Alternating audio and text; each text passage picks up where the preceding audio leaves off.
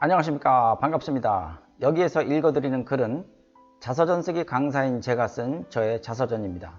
책 제목은 자서전 쓰기 강사가 쓴 자서전이고요.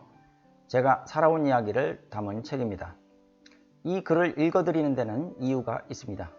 본인의 자서전을 쓰려고 하시는 분들은 많은데 실제로 어떻게 자서전을 써야 하는지 몰라서 궁금해 하십니다.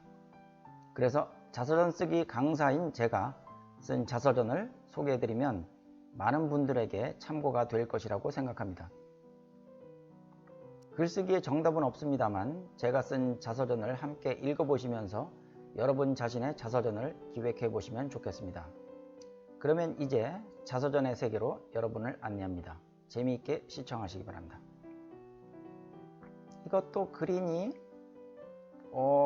그래, 그거 내가 제출한 거야. 그렇구나. 난 이건 아닌 줄 알았지.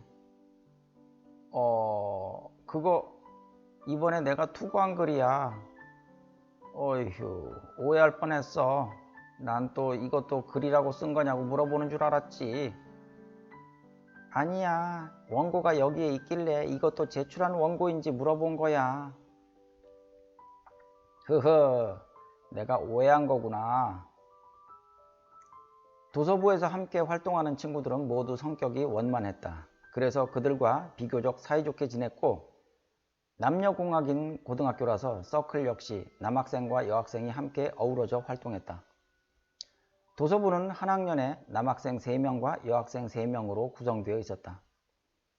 1학년 때 지원해서 3학년 졸업반이 될 때까지 도서부 선후배들과 늘 도서관에서 만나고 함께 활동했다. 도서부에서는 1년에 한 번씩 잡지를 발간했는데 그것을 준비하는 과정도 복잡했고 시간도 꽤 많이 필요했다. 이것도 글이니? 라고 물어봤던 여학생은 같은 도서부의 동기생이었고 내가 그 질문을 들었을 때는 움찔했다. 내 글이 그렇게 형편없나? 라고 순간적으로 생각했지만 그것이 오해였다는 사실이 금방 밝혀져서 안도의 한숨을 내쉬었다. 잡지에 실을 원고를 모으는 과정에서 빚어진 해프닝이었다. 지금 돌이켜 생각해보니 내가 글을 써보려고 시도했던 최초의 시간까지 거슬러 올라가 보면 아마 국민학교 3학년 때쯤이었으리라고 생각한다. 그때는 그냥 이야기를 지어내 소설 같은 것을 써보고 싶다는 생각이 들었다. 그래서 시도도 해보았다. 길게 쓰진 않았지만 단편소설 비슷한 것이었고 주인공의 이름은 칠성이라고 지었던 것으로 기억한다.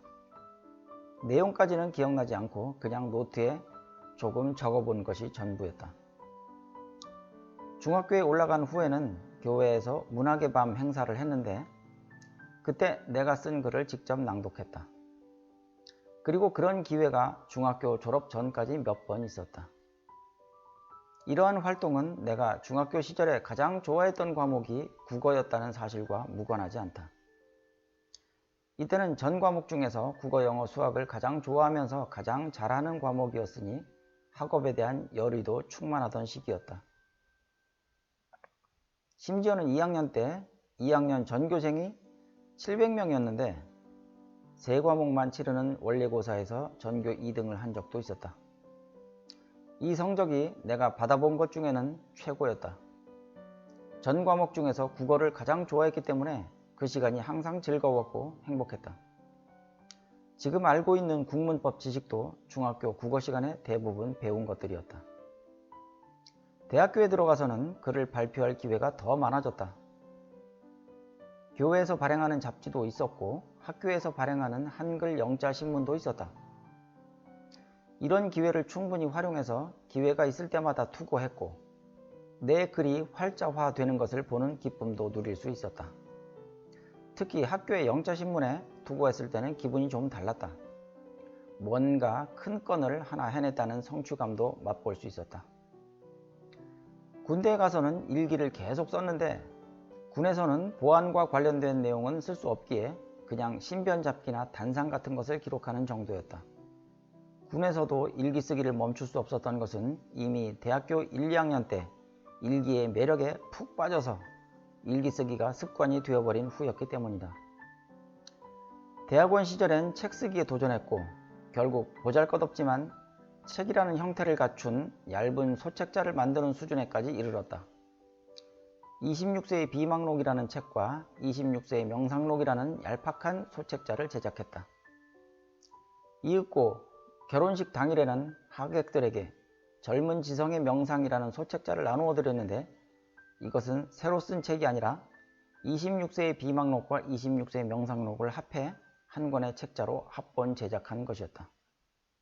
그 후 직장을 여러 곳 경유하고 난 다음 출판사를 창업한 후부터는 책 제작에만 매진했고, 그것이 오늘까지 이어지고 있다.